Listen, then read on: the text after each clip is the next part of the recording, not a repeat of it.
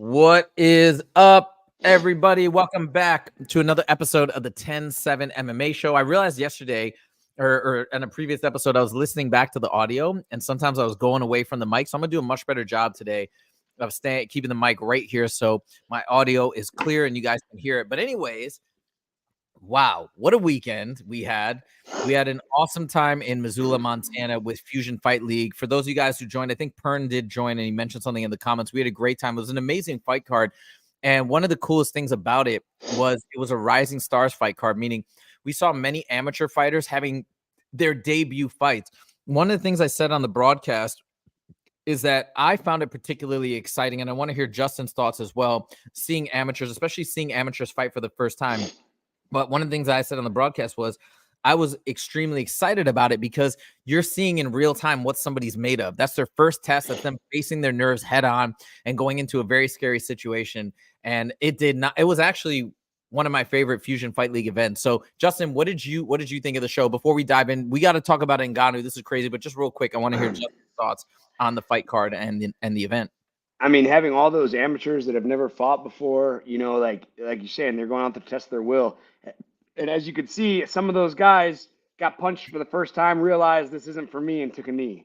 I mean, at least happened in two fights, and that's okay. Remember, not everyone is meant to be a fighter. Not everyone needs to be a fighter. Some guys have the idea of wanting to be a fighter, get in there, and they get hit for real, and they're like, you know what, this isn't for me. And we saw that a couple times, and that's nothing to be embarrassed about. There's nothing to be embarrassed about. It's just how it goes sometimes. So, yeah, it was a great card. We had some great fights. That flyweight fight, main event, that's going to be we have Lance Regenball, fighting Silveira, in December. That's going to be a scrap. I'm really looking forward to that fight. That's going to be so wild. Okay, so those of you guys who maybe not as familiar with Fusion Fight League or the fight scene in Montana, you won't really know what we're talking about, but it's a really cool fight scene. People are really into mixed martial arts in the state of Montana, specifically in Missoula, Montana, especially.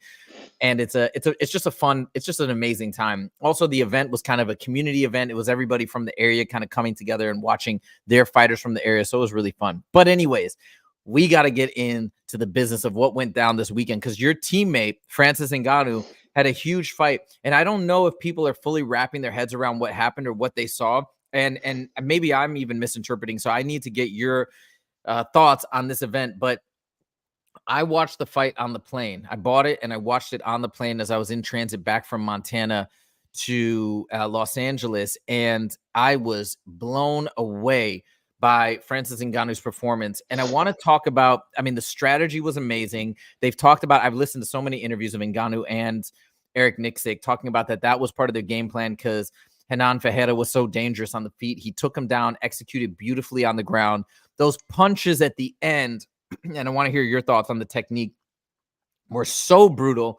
And Ngannou was generating so much power with he kind of like propped himself up and was like rotating his hips into those shots, and they were landing those were brutal thuds. It was a very late stoppage, in my opinion. But hey, it is what it is. And I know you said that fighters usually would rather a late than an early, but it was incredible. And Justin, I don't know, what's your reaction? I know he's your teammate, but what's your thought on the performance? And yeah, what do you think? Incredible performance, and we're talking about the evolution of Francis Ngannou. No, he didn't go out there and just try and throw wild hands. He's been training boxing for his last two fights prior to this one.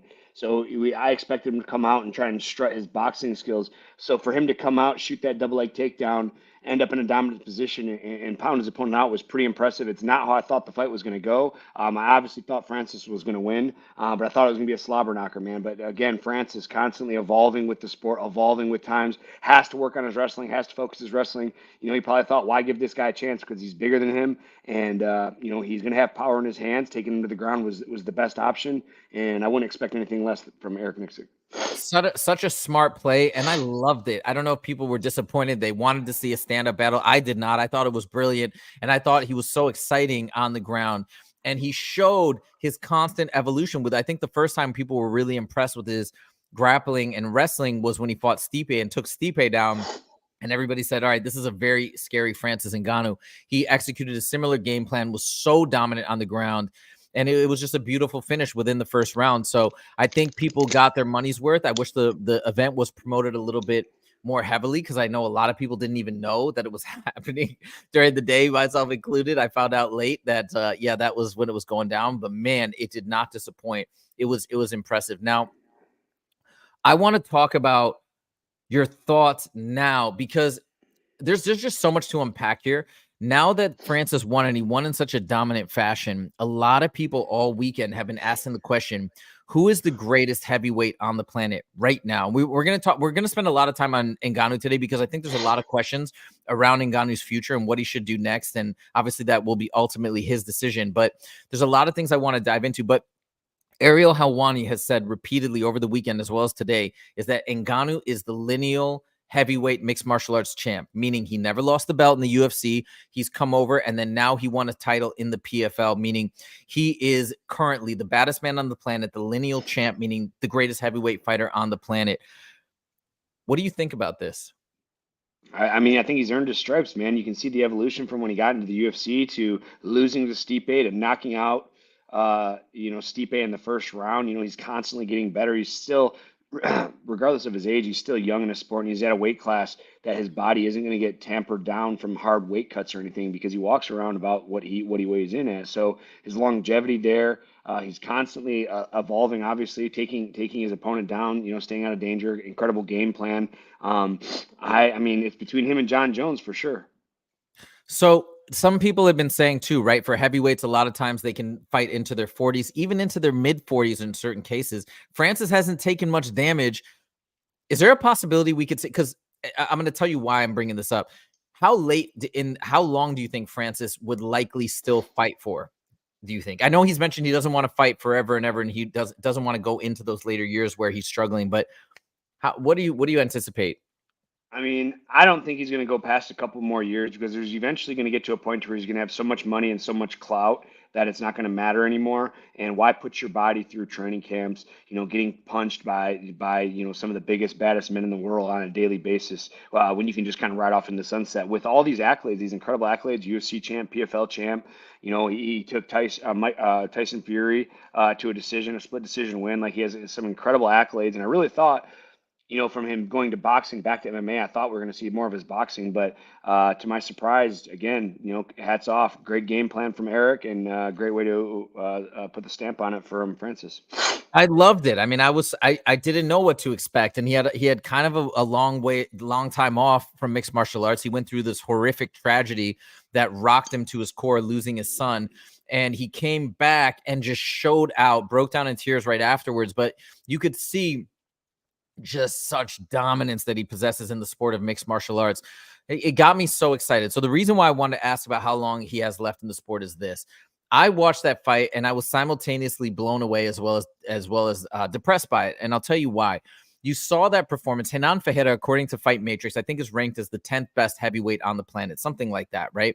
And we have Tom Aspinall in the mix. We have John Jones. I don't even think he's included in the Fight Matrix scheme because of his late inactivity, but we have all these tremendous fighters, and Renan Ferreira is no slouch. He's a very dangerous opponent, and it was incredible what Francis Ngannou did. But I think watching that, seeing the layoff and seeing the performance and how strong it was, I think we all walked away from that fight saying Francis Ngannou is still probably the best heavyweight on the planet. And it just sucks. Like, if you think about that, he's not in the UFC, and it's like that's not how it should be. He should be in the UFC. That's where we want to see him. Think about the incredible fights that are out there for him in the UFC. John Jones, Tom Aspinall. I mean, even Sergey Pavlovich. A lot of these fighters would be so fun to watch match up against Francis, and yet he just can't access them. So it's very disappointing. So this leads me to my next question, and I'm going to give you my thoughts because I've been thinking about this all weekend. What do you think should be next for Francis? And we can also talk about whether you think it should be MMA and boxing. I feel very strongly that I want to see an MMA fight. He's so good at mixed martial arts. That's where I want to see him. But that's my personal opinion. What do you want to see next? Man, it's tough to say. The PFL has a lot of money. They're gonna start making some money moves. They need to use him in his prime. He's in his prime right now. He has a lot of value to the company. So, I mean, they're gonna have to cough up some money. I mean, I think Ferreira made like 500,000 to fight him. So 2 I million. don't. He made 2 million. Wow. Yeah, Francis had that put in the contract that anybody that fights him in the PFL makes 2 million. Yeah, I mean, they're gonna with that kind of money, they're gonna get him a big matchup. It's probably gonna be some UFC vet. I hate to say, and man, maybe Stipe comes over to the PFL after he loses to John Jones. Who knows? I mean, when they're paying these guys that kind of money, I mean, guys will make money moves like that, you know. I mean, Pern makes a good point, and this is what's bumming me out. It's hard to find a heavyweight that good outside the UFC. I mean, Yeah, it's just such a shame, and this is what I'm saying. I think if you're a big fan of the sport and you saw what Francis did, it's just a bummer because I don't know what they can do. And the fight that everybody wants to see, which we're going to circle back to, is John Jones versus Ngannou. There's nothing on the planet more exciting than that. I don't think right now. That's it. I agree. That will blow. I think that will even beat Khabib versus Conor. I really do. It's just so intriguing. What's up, Tehran? Welcome back. So it's kind of a sad thing, but let's put that on the back burner for now. I'm going to tell you how I think maybe that could still potentially one day happen. I've been thinking about it, but let's take that off the table. If he does fight again, and let's say they get some heavyweight, they get a vet or something, I think that's okay. I'm not so intrigued by it. I go back, and this is what Ariel Helwani was talking about today. They think the biggest name value and the most intriguing fight would be Deontay Wilder, and they think it would be Deontay Wilder in mixed martial arts. Now, I tend to agree. I don't really care to see Ngannou go back to box. I'm tired of MMA fighters always going over to boxing and being at a major disadvantage. It's lame. So and fine. People want to say that he's going to destroy Deontay Wilder. Fine. That's what's been happening to in all the boxing matches. Let's see it. I want to see Deontay Wilder or a boxer take on the challenge, just like the UFC guys have been doing for ages. Take on the challenge of coming over to that sport and maybe getting annihilated. But that's intriguing to me more so, in my opinion, than somebody with not as much name value. I think that could do tremendous numbers and would be a little bit of a circus, but it would be fun. What do you think? Is that something you're interested in, or do you think it's lame?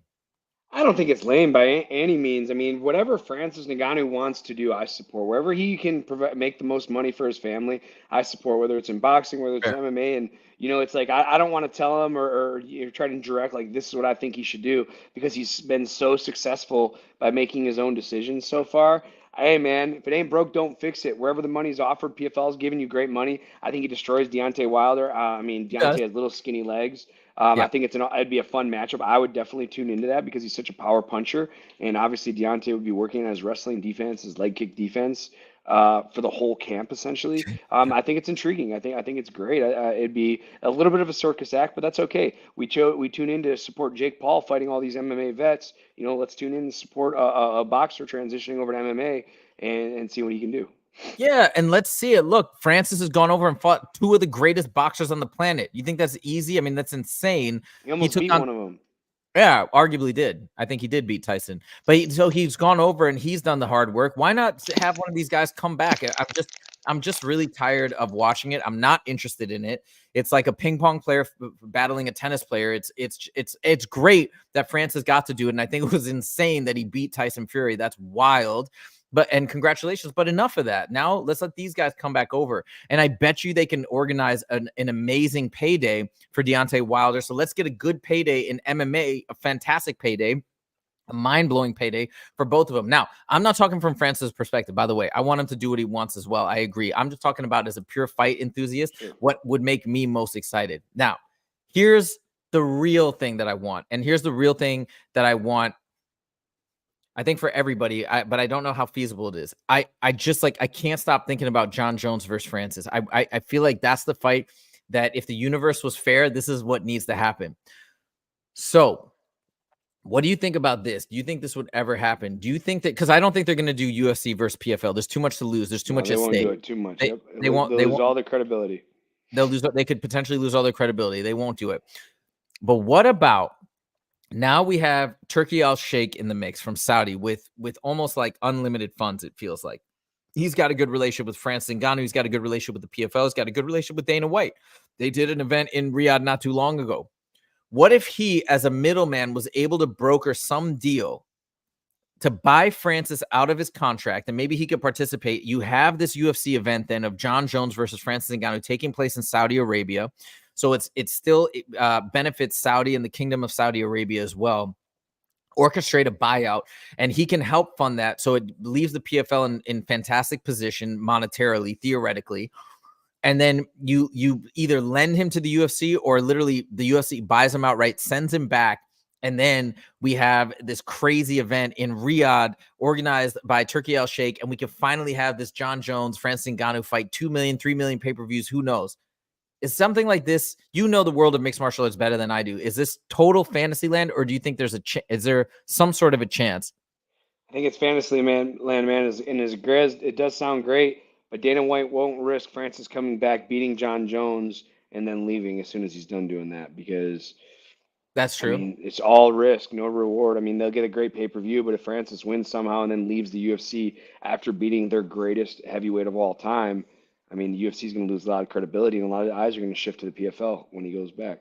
What if they give him a 6-fight contract and they just throw so much money at him where it makes sense, and it makes sense for the organization as well, something like that, to lock him in so he doesn't leave, and maybe they can meet him on some of these terms? Or is this just, it's too much? I think he's made his decisions to not work with the UFC, and I think he's going to stand by it.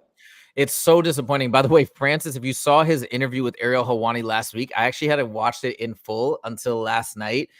And that's the thing that I think, what I do agree, sadly, that I don't think this will ever happen, though I wish it would, is he did really start to bring up some things about saying that the offer from the UFC wasn't even close to, which we kind of know, but wasn't even close to what he made in boxing, wasn't close to what he made even in the PFL fight that he just had against Hernan Ferreira. So I don't know. I think you're right, but this is fantasy land. This is what I want to see. But anyways, Sure. I just can't believe what Francis did. And yeah, it just got me super hyped. I can't wait to see him again in mixed martial arts.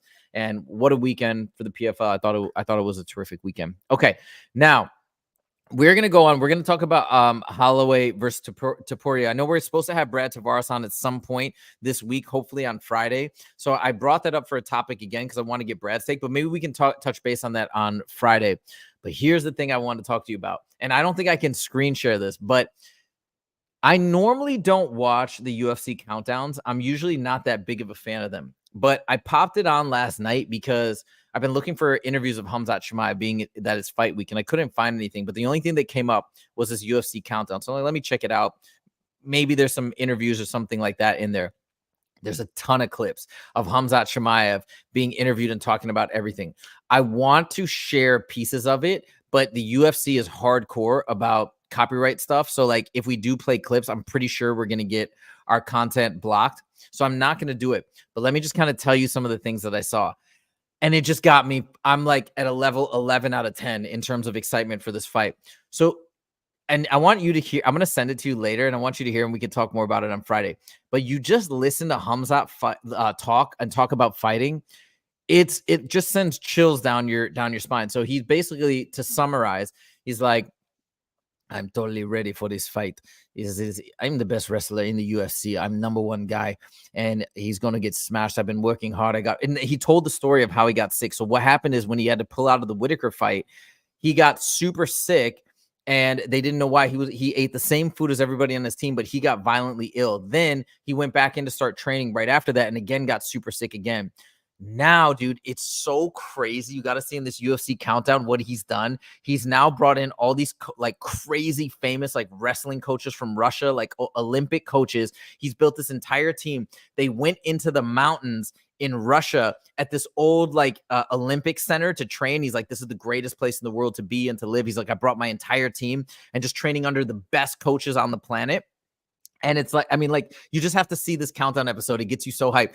And then they also say in the episode, the Russian coach says, here, your oxygen levels go up, the oxygenation, whatever I'm saying, of your blood goes up by 400% in this region because it's of the high altitude. And he said that higher oxygen level, it stays with you for 90 days after leaving the territory. So they're dialing in all this crazy stuff, his diet, his nutrition, trying to make him healthy. And he just looks so focused and completely unwavering in his belief that he's going to beat Robert Whitaker. Like not one shred of doubt. I can't wait. I just feel so excited that I think Khamzat is going to pull it off, and I think he's going to blast through Robert Whitaker. And all the respect to Robert Whitaker in the world, I just think he's up against a juggernaut. Anyways, so of what I've told you, I tried to summarize it as best I can. Do you have a response? Does it change your mind in any way? I mean, let's make sure he shows up. He has to make weight and show up, man. He doesn't. he doesn't do that very often anymore, and I really hope he does because I do want to see the fight.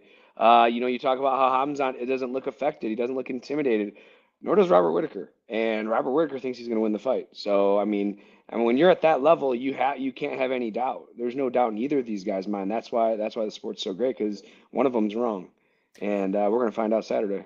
I love that. Whitaker said, but Whitaker's the man, dude. So what Whitaker says in his interviews, I got to, Pern's got some comments that I'm going to throw up here in a second, but what Whitaker says, which is so amazing, because he's just an honest guy, and he'll say it how it is. He goes, I have to mind everything. I have to be on my, like, kind of his best performance, because he's like, if I give this guy half a chance, he's going to beat me up. I mean, he's recognizing, and I love that he's recognizing what a dangerous threat Khamzat poses. And I think he's ready, and he's going to put in everything, and he's going to train as hard as he can. And that's why, I mean, I don't know. I don't remember ever being this excited for a fight. It's answering so many questions. It's my favorite fighter. And it's the co-main. It's not even the main event. I can't even believe that. I think this is the people's main event. Don't you think? I don't know, man. Max Holloway, come on. By the way, the fight's on at 11 a.m. PST? 11 a.m.? Are you fucking serious? Yeah. Dude, never mind. Fuck, I was supposed to do a watch party. Fuck. I know. Well, yeah, because I'm coming to Vegas. I know. That's why. Okay, so I guess you didn't know that. Yeah, it starts at 11 a.m. That's when the fights are on. Yeah. I have to watch it. So when do you land? No, I'll be in on Friday. Oh, yeah. Yeah. So I'll be there, but I have to work Saturday morning, but I'm going to rearrange my schedule, so I have to watch this. But anyways, we can figure the logistics out. So that's a little bit of a bummer for the American audience, but I think it's great that they're having it at the regular time in the UAE. The fighters can be on a better sleep schedule and all that stuff. So I think it's cool. Okay, wait. So I want to throw up a couple comments here. Pern says, you need to watch the beige frequency thing, Jose. If I'm not sure what that is, Pern, if you could send the link, I'll watch it. And then, okay, let's see. Tehran says, I'm picking the two underdogs, Holloway and Whitaker. Oh, man. Okay, but at least you're calling Whitaker an underdog, so fair enough. Whoa, Pern says he's also betting on that. And then Tehran says, if Robert can stuff the takedowns of Khamzat, I can see him winning because he will definitely be the better striker. I don't know if he's the better striker. I mean, Whitaker has a really awesome sort of like karate style stance, and like the way he throws is amazing. I think people are sleeping on Khamzat's striking. I think you might be saying that because you didn't really see his striking light up the stage when he fought Usman. But again, remember, he had thought he broke his hand after the first round. Rewatch that fight when he fought Usman. He dominated Usman, and Usman is a beast. People are acting like Usman's washed up, and I mean, it's ridiculous. Like, they both weighed in as middleweights. It was a really tough fight. The fact that he won, first of all, is pretty incredible, but he dominated him in the first round on the ground, complete domination. So I don't know. And again, remember Gerald Meerschaert, one punch knockout. His striking is vicious, and they've been saying that since the beginning. They said, you think his wrestling is good, you haven't even seen anything. His striking is insane. He's trains at Tiger Muay Thai. His Muay Thai is off the charts, and then we saw it after that with Gerald Meerschaert. I don't know. I don't think his striking is at a disadvantage. And then he says, beige frequency made a video about Khamzat. Okay, we're gonna check this out. Any last words in terms of your prediction? Are you sticking with Whitaker, Justin? I got to go Whitaker. I have to go to the old dog. The old dog has all the tricks. He has all the experience. I think he's going to I'm hoping he takes Khamzat and puts him in places he's never been before. And that'll answer a lot of questions for us, too. Okay, so we're going to go back to, okay, so we're going to see what goes down. I cannot wait. Please watch UFC Countdown, guys. It's so good. And I got a hard stop in 5 minutes, so we're going to jump back to the main event. We'll talk about it briefly. Because you did mention Holloway and Topuria in this matchup. So we'll talk about this quickly. And then on Friday, we're going to circle back. Hopefully, Brad Tavares will be joining us, and we can do a deep dive into the entire card and even talk about Shara Bullet, which is going to be cool. And Dan Ige, which is both of you guys' teammate. And yeah, Brad and Dan are really close, so he'll be able to give you good insight on that fight, too.